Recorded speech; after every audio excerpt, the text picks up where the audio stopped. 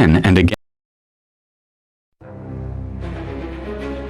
In the heart of West Africa, a nation keeps appearing in global headlines, but rarely understood. Governments change, military leaders rise, promises of stability are made, again and again. But beneath the surface, a deeper question remains. What is really happening in Burkina Faso? And more importantly, who is Ibrahim Traoré, a symbol of hope, or part of a cycle that keeps repeating itself? We uncover what the headlines don't fully explain. But one thing is certain. The truth is never as simple as it looks. Burkina Faso is a landlocked country in West Africa with a long and complex political history, shaped by colonial legacy, military transitions, and ongoing security challenges. Over the past decade, the country has faced rising instability, including armed group activity in several regions, mass displacement of civilians, and repeated shifts in political leadership.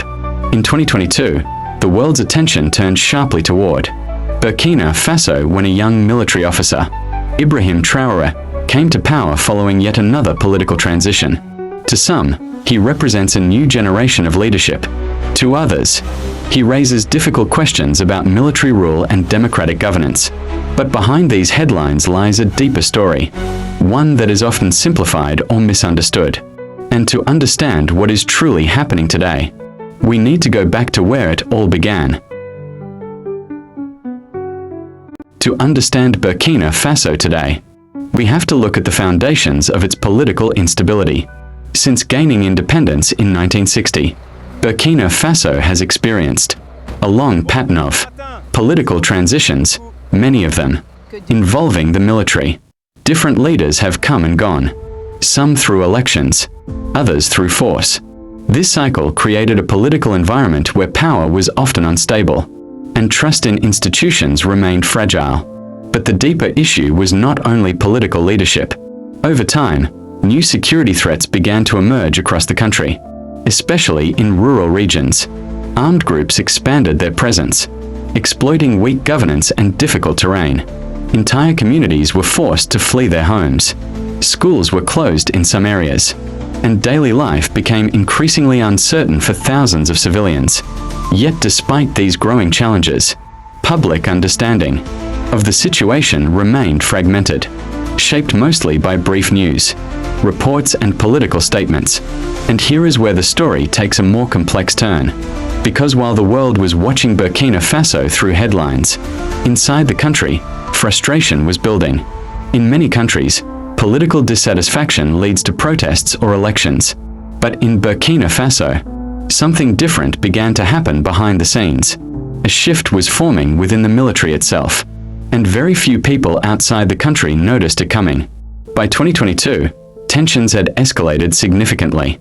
The military, facing pressure over security failures and public dissatisfaction, began to experience internal divisions.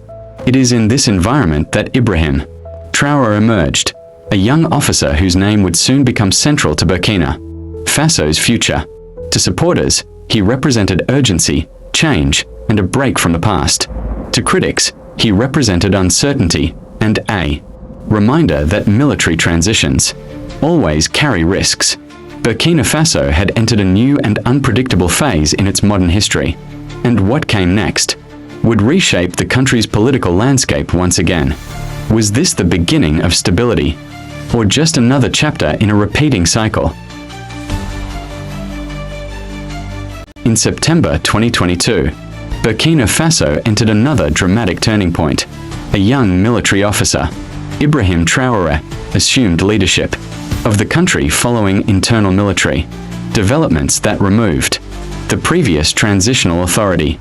At just over 30 years old, he became one of the world's youngest heads of state. His rise immediately attracted international attention, not only because of his age, but because of the political direction he signaled.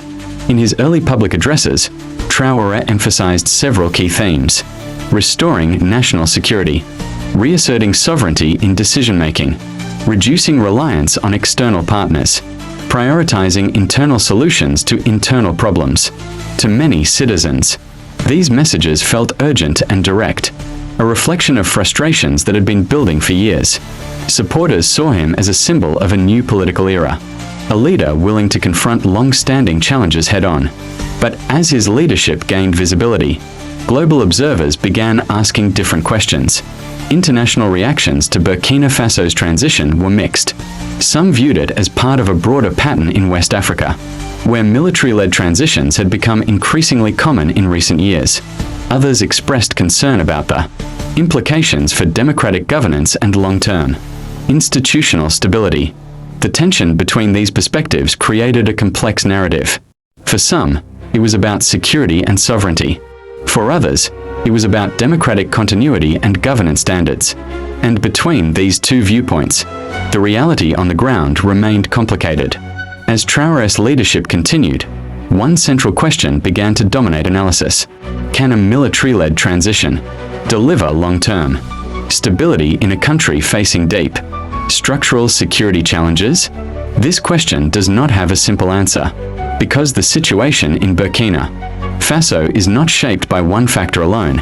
It is influenced by history, governance, security pressures, and regional dynamics all at once.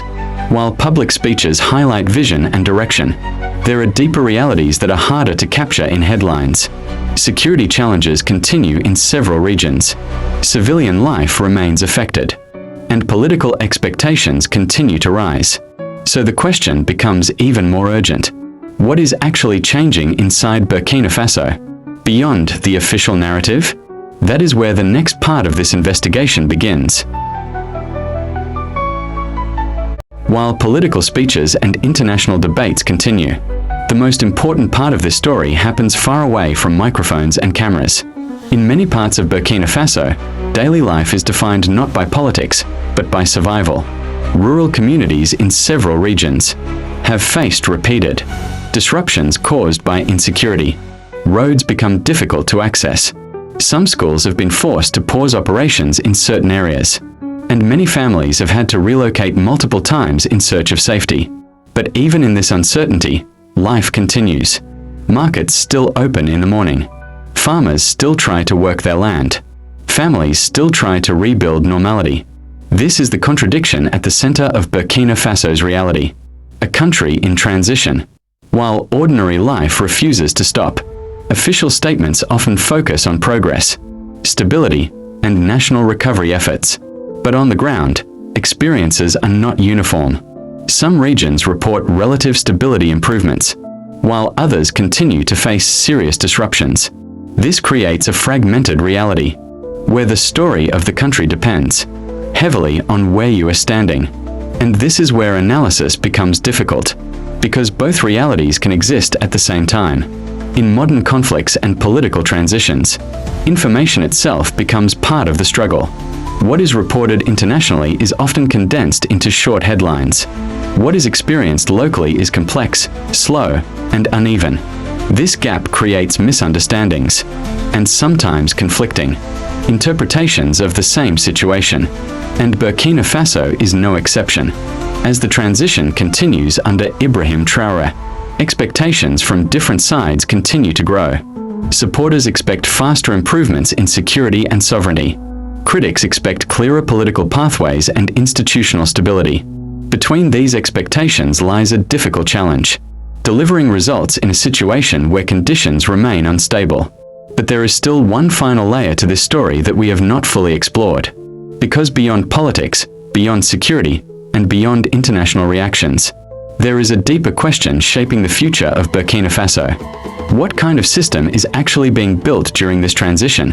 And will it be strong enough to survive what comes next? That is where the final part of this investigation begins. Every political transition reaches a point where promises meet reality. In Burkina Faso, that moment is still unfolding. Under the leadership of Ibrahim Traoré, the country continues to navigate a complex mix of security challenges, political expectations, and regional pressure. For supporters, the priority is clear: restore security, strengthen sovereignty, and stabilize the nation from within. For critics, the central concern remains: How to balance urgent security decisions with long-term institutional stability.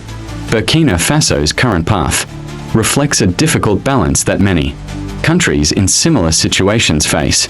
Act fast enough to respond to security threats, but carefully enough to preserve long-term governance structures. This balance is not easy to maintain, especially in environments where pressure is constant and expectations are high. History shows that transitions, led by military governments, can take different directions. Some eventually move towards stable civilian governance. Others struggle to transition beyond temporary authority structures. But history does not provide a guaranteed outcome, only patterns. And Burkina Faso is still writing its own chapter. At the center of this entire story remains one question. Is Burkina Faso undergoing a transformation? Or is it repeating a cycle of transitions without resolution? The answer is not yet clear. And perhaps it cannot be answered today. Because this is not just a completed story, it is an ongoing process. What makes Burkina Faso significant is not only its political situation, but the broader questions it raises about governance, security, and national identity in a rapidly changing region. And those questions extend far beyond its borders. If you found this investigation insightful, consider liking this video and subscribing. There are many more stories in West Africa and beyond that are not fully told in mainstream headlines. Leave a comment below with your perspective. Do you think Burkina Faso is heading towards stability or deeper uncertainty? And watch the next documentary to continue exploring the stories behind the headlines, because the truth is often more complex than it first appears. When international attention moves on from a country, the situation on the ground does not stop.